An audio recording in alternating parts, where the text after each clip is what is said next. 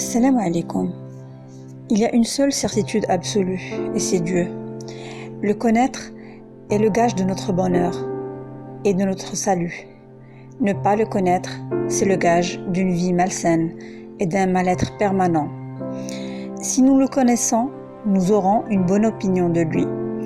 Et à coup sûr, nous suivrons ses prescriptions. Dans la vie normale, on peut présumer le bien de quelqu'un et il s'avère par la suite qu'on s'est trompé sur le compte de cette personne. Mais concernant Dieu, présumer le bien de lui est la vérité et présumer qu'il ne nous laissera pas tomber tant que l'on est croyant, droit et intègre est une certitude. Sourate Al-Baqarah. Et ce n'est pas Allah qui vous fera perdre la récompense de votre foi, car Allah certes est compatissant et miséricordieux. Choisir un chemin illicite pour un gain rapide et penser que si on choisit le chemin licite, on sera perdant, c'est qu'on n'a pas une bonne opinion de Dieu. Le prophète sallallahu alayhi wa sallam a dit « Quiconque délaisse une chose pour Allah, Allah la lui remplacera par quelque chose de meilleur. » Présumer le bien de Dieu, c'est donc croire que c'est impossible de lui obéir et d'échouer. Comme il est impossible de réussir en transgressant ses lois. Présumer le bien d'Allah, c'est présumer qu'il nous accorde sa miséricorde, sa clémence et son pardon, et qu'il agrée et accepte nos actes de dévotion. Certains disent présumer le bien de Dieu et espèrent un paradis de la dimension des cieux et de la terre, sans prix, sans épreuve, sans discipline, sans contrainte, sans bonnes œuvres, sans imploration du Tout-Puissant. Il y a vraiment une naïveté désolante chez certains. Quand on s'enfonce dans le péché, il n'est pas question de présumer du bien de Dieu.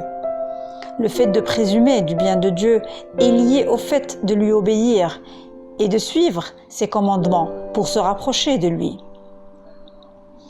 Le prophète sallallahu alayhi wa sallam a dit dans un hadith qudsi, où Dieu dit « Je suis comme mon serviteur m'a présumé être, et je suis avec lui lorsqu'il m'évoque.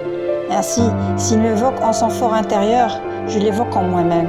S'il m'évoque auprès d'une assistance, je l'évoque auprès d'une assistance meilleure que la sienne.